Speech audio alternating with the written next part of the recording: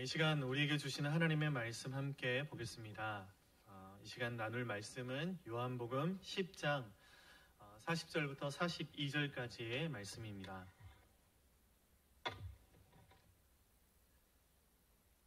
세 절의 말씀이니까요. 저와 여러분이 함께 한 목소리로 요한복음 10장 40절부터 42절까지의 말씀 함께 읽도록 하겠습니다. 같이 함께 읽겠습니다. 시작.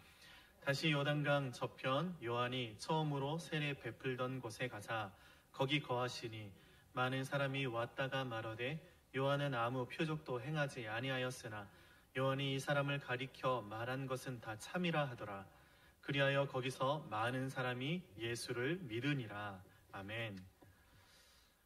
연일 계속해서 코로나 확진자가 많이 나오고 있는 이때에도 주님께 또 소망을 두고 예배를 멈추지 않는 저와 여러분에게 하나님의 은혜 허락해 주실 줄 믿습니다.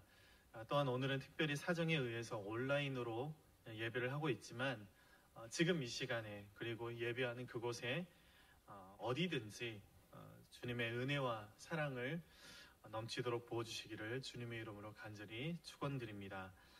이 시간에는 우리가 읽은 본문 말씀을 중심으로 허무한 시절 지날 때라는 제목으로 주의 은혜 함께 나누기를 원합니다.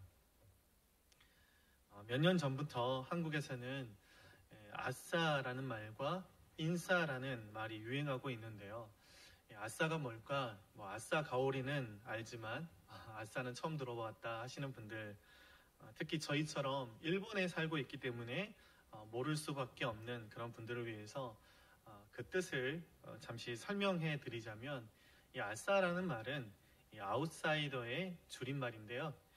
무리에서 겉돌아서 항상 혼자 있고 또 유행가는 거리가 먼 사람을 가리키는 말이고, 그와 반대로 인사이더의 줄임말인 인싸는요, 각종 행사나 모임에 적극적으로 참여하고 또 트렌드를 잘 쫓아가고 인기가 많은 사람을 가리킬 때 하는 그런 말입니다.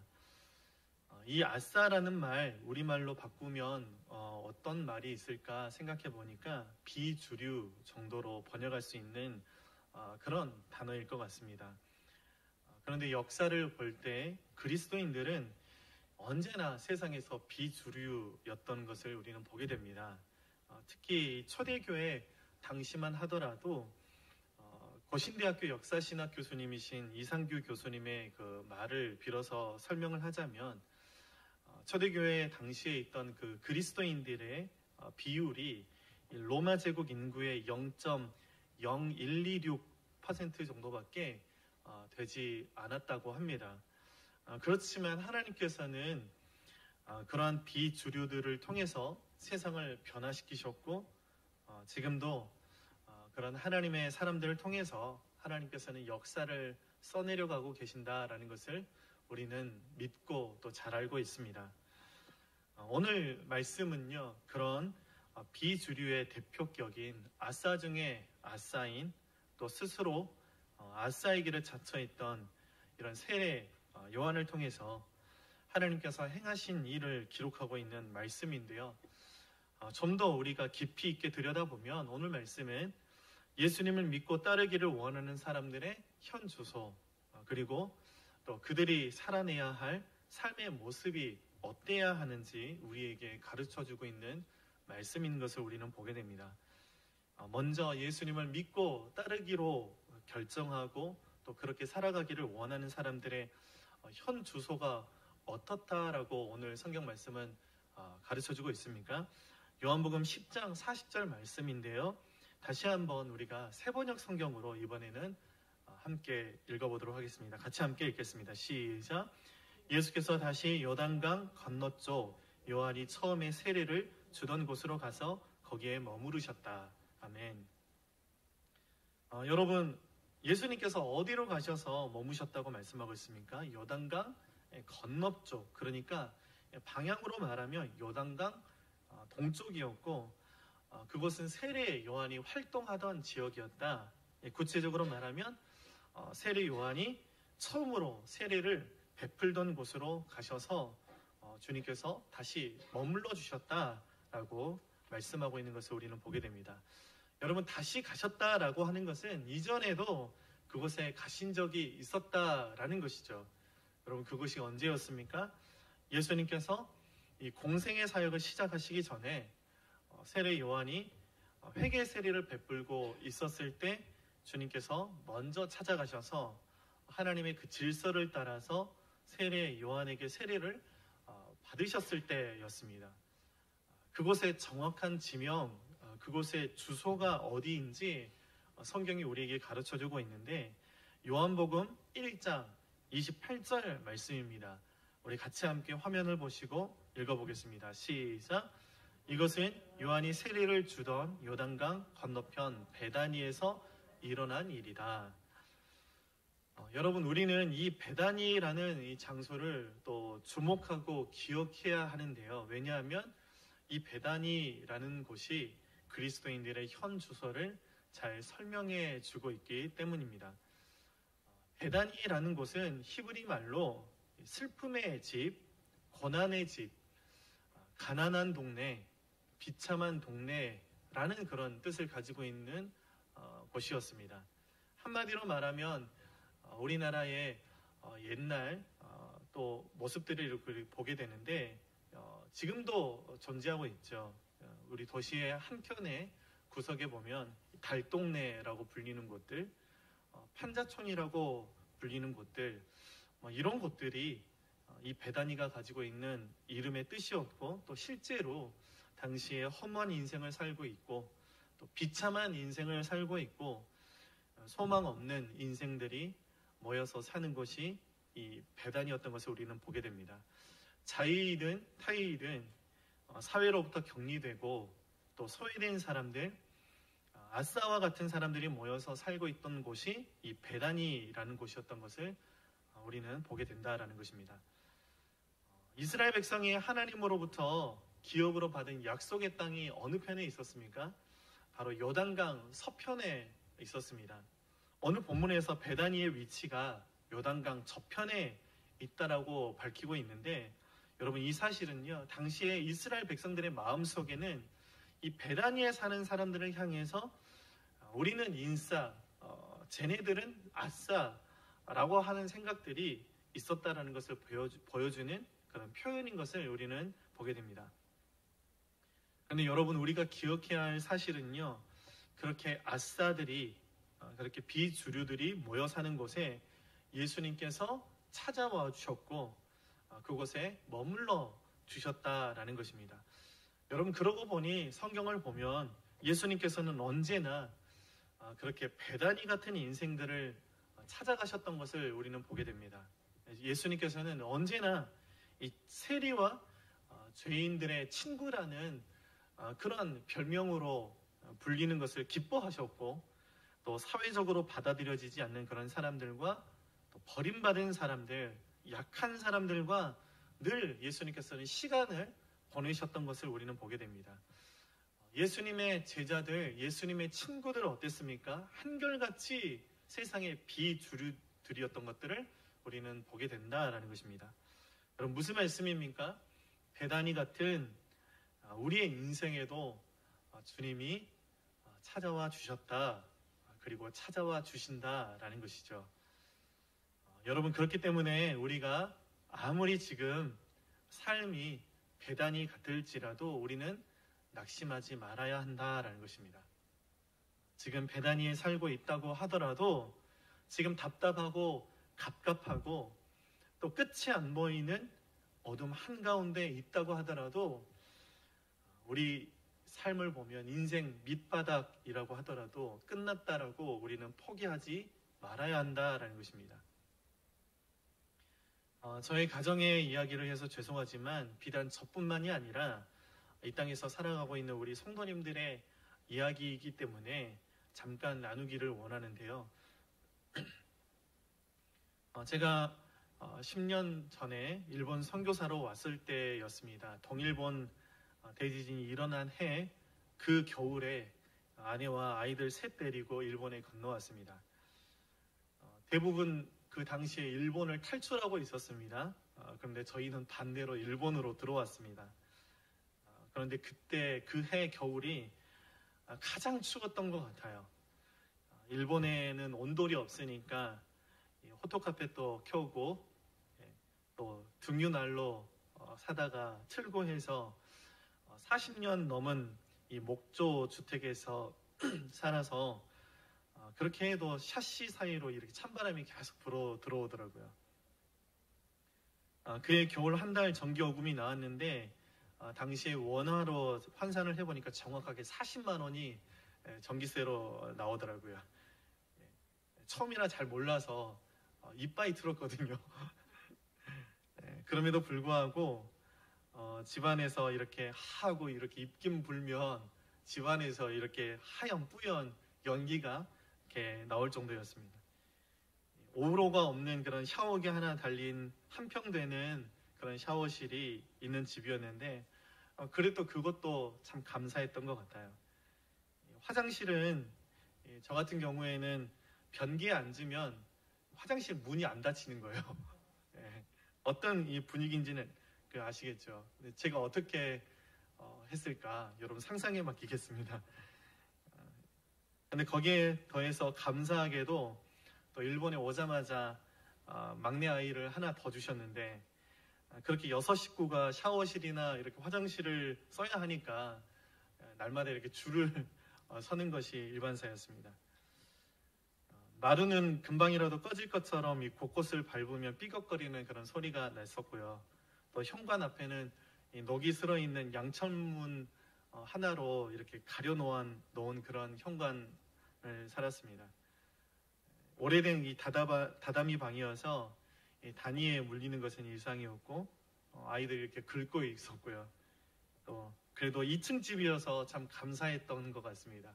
우리가 언제 2층 집에서 살아보냐 그랬던 것 같아요. 그런데 그 2층으로 올라가는 계단이 있었는데 그 경사가 45도도 넘는 그렇게 어른도 이렇게 기어 올라가야 될 정도로 하는 그런 계단이 있는 집이었는데 오자마자 셋째가 돌이 막 지났을 때 걸음마를 아장아장 한 걸음씩 이렇게 뗄 때 일본에 왔었는데 돌이 막 지난 이 셋째가 그 2층에서 굴러 떨어진 거예요. 그래서 병원에 가서 렌토겐 찍고 검사를 했는데 정말 감사하게도 털끝 하나 상한 곳이 없었습니다. 그때 그 시절 생각하면 말 그대로 야곱이 고백했던 것처럼 험악한 세월을 보냈던 것 같아요. 그런데 여러분 중요한 것은 그 시간들이 저의 가족을 낙심하지 못하게 했다라는 것입니다. 그런 상황과 환경이 우리를 움츠러들게 하지 못했다라는 것이죠. 답답하게 느끼지 않았습니다. 한 번도 선교지 와서 내가 망했구나 라는 생각을 해본 적이 없었습니다. 여러분 왜 그랬습니까? 아니 왜 그렇게 할 수 있었습니까? 여러분 제가 믿음이 좋아서 그랬을까요? 제가 착하고 성실해서 그런 것입니까? 결코 아니다라는 것이죠. 저희 안에 계신 예수 그리스도가 계시기 때문에 그렇다라는 것입니다. 저희 가정의 주인이 예수 그리스도이시기 때문에 그렇게 할 수 있었다라는 것이죠. 그래서 여러분 고린도후서 4장 7절부터 9절까지의 말씀은 우리에게 이렇게 말씀하고 있습니다. 우리 같이 함께 화면을 보시고 함께 읽어보겠습니다. 시작. 우리는 이 보물을 질그릇에 간직하고 있습니다. 이 엄청난 능력은 하나님에게서 나는 것이지 우리에게서 나는 것이 아닙니다. 우리는 사방으로 죄어들어도 움츠러들지 않으며 답답한 일을 당해도 낙심하지 않으며 박해를 당해도 버림받지 않으며 거꾸러뜨림을 당해도 망하지 않습니다.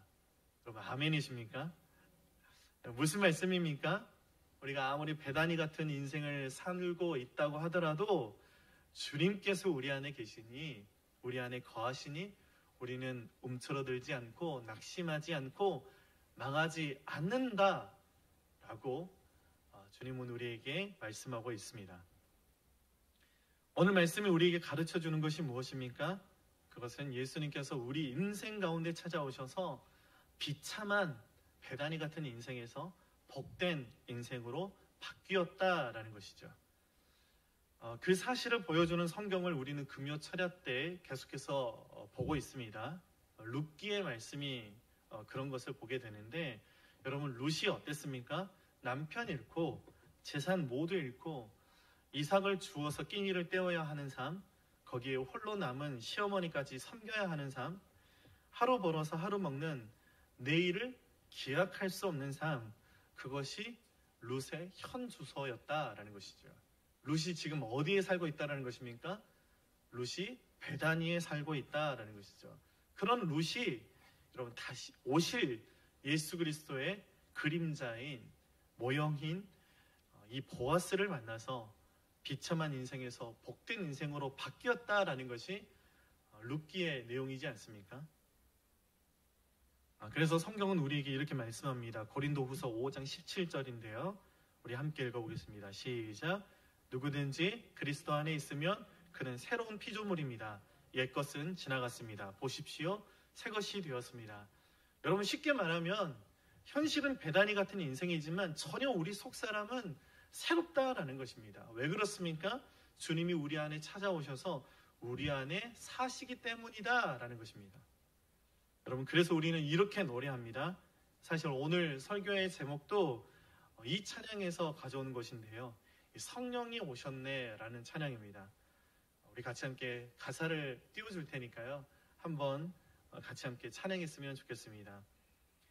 어무한 시절 지날 때 깊은 한숨 내쉴 때 그런 풍경 보시며 단식하는 분 있네. 고와 같이 너희를 버려두지 않으리. 내가 너희와 영원히 함께하리라. 억눌린 자 갇힌 자 자유함이 없는 자 피난처가 되시는 성령님 계시네. 주의 영이 계신 곳에 참 자유가 있다네. 진리의 영이신 성령이 오셨네. 성령이 오셨네. 성령이 오셨네. 내 주에 보내신 성령이 오셨네. 우리 인생 가운데 친히 찾아오셔서 그 나라 꿈꾸게 하셨네. 여러분 오늘 말씀이 바로 이 찬양의 고백인 줄 믿습니다. 베다니 같은 우리의 인생을 찾아오셔서 새로운 꿈을 꾸게 하시는 분이 우리 주님이시다라는 것입니다. 오늘 말씀을 계속해서 좀 들여다보면 예수님께서 그 베다니에 오셔서 머물러 주셨을 때 베다니의 인생을 살고 있던 많은 사람들이 믿게 되었다라고 기록하고 있습니다. 요한복음 10장 41절부터 42절 오늘 본문 말씀인데 우리 세 번역으로 다시 한번 읽어보겠습니다. 시작. 많은 사람이 그에게로 왔다. 그들은 이렇게 말하였다. 요한은 표징을 하나도 행하지 않았으나 요한이 이 사람을 두고 한 말은 모두 참되다. 그곳에서 많은 사람이 예수를 믿었다. 아멘. 여러분 그렇게 많은 베다니 같은 인생들이 주님께 나와서 주님을 믿게 되었다라는 것입니다. 그런데 그렇게 믿게 된 계기가 세례 요한 때문이었다라고 우리가 가르쳐주고 있는 것을 우리는 보게 됩니다. 여러분 세례 요한은 어떤 사람이었습니까? 한마디로 하면 베다니 같은 인생들 중에서 최고의 베다니 같은 인생을 살았던 사람입니다. 이 세례 요한의 삶의 모습을 잘 보여주는 그리고 있는 말씀이 있는데요. 마가복음 1장 6절 말씀입니다. 우리 세 번역 성경을 함께 읽어보겠습니다. 시작. 요한은 낙타 토롯을 입고 허리에 가죽띠를 띠고 메뚜기와 들꿀을 먹고 살았다. 여러분 무슨 말씀입니까? 쉽게 말하면 세례 요한은 집도 절도 없이 광야에서 거린과 같은 삶을 살았다라는 것입니다. 여러분 그런데 그런 세례 요한을 보고 그런 세례 요한의 말을 듣고 많은 사람들이 예수님을 믿었다라는 것입니다. 여러분 왜 그랬을까요? 세례 요한의 삶이 한결같고 진실되었기 때문이었습니다. 그래서 그 지역의 사람들은 이 세례 요한에 대한 신뢰가 아주 컸던 것을 우리는 보게 됩니다. 오늘 성경은 이렇게 말씀하고 있습니다. 세례 요한이 아무 표적, 이적, 이런 기적을 행한 것이 하나도 없지만 여러분 그러고 보니까 다른 선지자들과 다르게, 다른 제자들과 다르게 세례 요한은요, 그의 일생 가운데에서 아무 기적을 행하지 않았던 것을 우리는 보게 됩니다. 여러분 베드로와 사도 요한을 보더라도 나면서부터 못 걷게 된 사람을 일으켰고, 또 사람들이 바울에게서 손수건이나 앞치마를 가져다가 병든 사람에게 얹으면 그 병이 치유받았는데, 세례 요한은 그런 기적 일으킨 적이 1도 없었다라는 것입니다. 그저 세례 요한은 광야에 외치는 소리였을 뿐이었습니다. 그저 하나님의 말씀을 선포했고 자신이 선포한 대로 살았다라는 것입니다.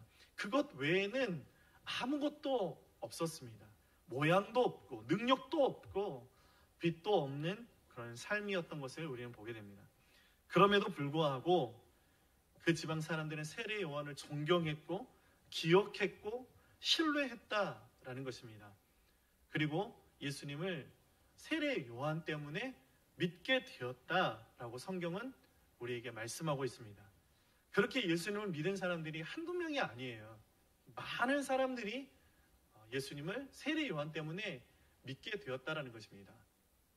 여러분 아무리 죄송합니다. 인격이 꽝인 사람도 주위에 있는 몇 사람 친구 있지 않습니까? 그런 사람들에게는 영향을 끼칠 수가 있습니다. 그런데 여러분 그 영향력이 그 친구들 이외에는 넘어서지를 못하는 거예요. 여러분 어떨 때 자신의 그 영향력이 흘러갈 수 있습니까? 퍼져갈 수 있습니까? 세례 요한처럼 삶으로 보여줄 수 있는 사람, 한결같은 사람, 남들에게 존경을 받을 수 있는 사람이 바로 많은 사람들에게 선한 영향력을 흘려보내줄 수 있고, 실제로 세례 요한은 자신의 친구들, 자신의 가족들에게만 복음을 전하는 것이 아니라 그 지역의 세례 요한을 알지 못하고 만나지 못했고 그냥 듣기만 해서 소문으로 듣기만 했던 사람들에게까지 세례 요한은 선한 영향력을 끼칠 수 있었다라는 것이 오늘 우리에게 말씀하고 있는 성경이 가르쳐주고 있는 사실이다라는 것입니다. 여러분 이것이 우리에게 가르쳐주는 것이 무엇입니까? 하나님께서는 우리의 능력을 보지 않으신다라는 것입니다. 하나님께서는 우리의 은사를 보지 않으신다. 하나님께서는 우리의 가진 것, 우리의 스펙을 보지 않으신다라는 것입니다. 하나님께서 보시는 것은 무엇이다? 우리의 삶이다라는 것입니다. 말하는 대로 사는 사람, 선포하는 대로 사는 사람을 하나님께서는 찾고 계신다라는 것이죠. 늘 저는 말씀을 전하는 한 사람으로서 두려움을 가지고 있습니다. 그것은 말씀은 잘 전하는데 저는 그렇게 안 산다. 여러분 이것이 가장 무서운 일이다라는 것입니다. 여러분 저만 그렇습니까? 우리 모두가 그렇게 하나님 말씀 앞에서 벌벌 떠는 사람들이 되어야 한다라는 것입니다. 세례 요한은 외치는 대로 살았습니다. 말하는 대로 살았습니다. 말로만 전하는 것이 아니라 삶으로 그리스도를 보여주었다라는 것입니다. 야고보서에서 말씀하고 있는 것처럼 페이스 인 모션, 행함으로 나의 믿음을 보여줄 수 있는 삶을 세례 요한은 살았다라는 것입니다. 비록 행색은 누추했을지 모르지만 늘 당당했습니다. 비록 낙타털 옷을 입고 메뚜기와 들꿀을 먹었지만, 이렇게 말하면 많은 사람들이 가죽옷 입고 건강음식 먹었다라고 생각하는 분들이 계시는데 그런 거 아니지 않습니까? 지금 늘 행색이 누추했고 변변치 않은 것들을 이렇게 먹었다라는 것이죠. 그렇지만 그런 삶을 볼 때 소망이 넘쳤던 것을 많은 사람들이 볼 수 있었다. 그의 삶을 볼 때 늘 당당했고 기쁨이 넘쳤다라는 것을 많은 사람들이 볼 수 있었던 것입니다. 여러분 그런 사람이 진짜 능력 있는 사람인 것을 믿습니다. 그래서 많은 사람들이 세례 요한이 말하면 진짜야 라고 생각했다라는 것입니다. 그렇게 보면 세례 요한이 정말 아사처럼 보였지만 진정한 인싸였던 것들을 우리는 보게 됩니다. 여러분 한 번쯤 간디라는 분의 이름을 들어본 적이 있으실 것입니다. 인도의 성인 중에 한 사람이지 않습니까? 인도에 가면 간디의 박물관, 간디의 미술관, 간디의 역사관, 집회에도 간디의 사진, 인도 사람들이 가장 존경하는 그 인물 중에 한 사람이지 않습니까? 그런데 이 간디라는 사람이 참으로 뼈 때리는 말을 했는데 그것이 무엇이냐 하면 이렇게 말했다라는 것입니다. 나는 예수가 좋다. 그렇지만 기독교인은 정말 싫다라는 것이었다라는 것입니다. 그리스도인들이 세상으로부터 들어야 할 말은 이런 것이어서는 안 된다라는 것이죠. 말은 잘해. 그런데 자신은 그렇게 살지 않잖아. 이런 말을 우리가 들어서는 안 된다는 것이죠. 그 사람이 교회 다닌다고? 그럼 나도 안 갈 거야. 이런 말 우리는 들어서는 절대 안 된다는 것이죠. 그리스도인들이 세상으로부터 들어야 할 말은 이런 것이어야 한다라는 겁니다. 그 사람이 그렇게 말했다면 진짜야 라는 말을 우리는 들을 수 있어야 된다는 것이죠. 그 사람이 교회 다닌다고? 그러면 나도 교회 다녀야지. 이런 말을 우리는 들을 수 있어야 된다는 것입니다. 여러분 초대교회 성도들이 그렇지 않았습니까? 저들은 세상이 감당할 수 없는 사람들이야. 그런 말을 세상으로부터 들었다라는 것입니다. 말씀을 맺으면서 제가 10년 전에 험악한 세월을 보냈었다라고 이렇게 말씀을 드렸는데요. 전에 한번 나눈 적이 있지만 중요하기 때문에 한 번 더 나누고 싶은 간증이 있습니다. 그 당시에 아이들이 다니는 이 같은 보육원에 셋째와 동갑내기 한국 아이가 있었습니다. 저희 그 부모님을 전도하고 싶은 마음에 저희가 관계를 참 잘 맺었습니다. 아내가 그 아이 엄마를 향해서 언니라고 부르고 저는 그 아이의 아빠를 향해서 형님이라고 부르면서 한국에서 김치 부모님이 보내주시면 김치 나눠드리고 같이 식사도 하고 서로 돕고 또 도움도 받고 그렇게 지냈습니다. 근데 어느 날 이 아이 엄마가 아내에게 이런 말을 했다라고 하면서 아내가 저에게 이야기를 전해주었습니다. 그 아이 엄마가 그 언니가 이렇게 이야기했다라는 것입니다. 내가 돈 많고 잘 나가는 사람들 많이 알고 또 그런 사람들하고 친하게 지내는데 그런 사람들 중에 행복해 보이는 사람들 별로 없더라. 아니 한 사람도 없더라. 그런데 그런 사람들 하나도 안 부럽더라. 그런데 너희는 돈도 없고 잘 살지도 못하는데 행복해 보여서 부럽다라는 그런 얘기를 했다라는 것입니다. 여러분 왜 그렇습니까? 우리는 그 이유를 너무나 잘 알고 있습니다. 우리 안에 계신 예수 그리스도 때문이다라는 것이죠. 여러분 지금 여러분의 현 주소가 베다니입니까? 그렇지만 주님께서 그 안에 거하는 사람은 그럼에도 불구하고 소망이 있는 줄 믿습니다. 여러분 어떤 사람이 능력 있는 사람입니까? 삶으로 그 믿음을 보여줄 수 있는 사람이 능력 있는 사람이다. 삶으로 그리스도를 말할 수 있는 사람이 진짜 능력 있는 사람이다 라는 것입니다. 그러고 보면 요즘 상황과 환경이 참 배단위 같은 것을 보게 됩니다. 그렇지만 어떤 상황과 환경에도 진정한 하나님의 인사로 살아갈 수 있는 저와 여러분들의 삶이 되기를 주님의 이름으로 간절히 축원합니다. 기도하겠습니다.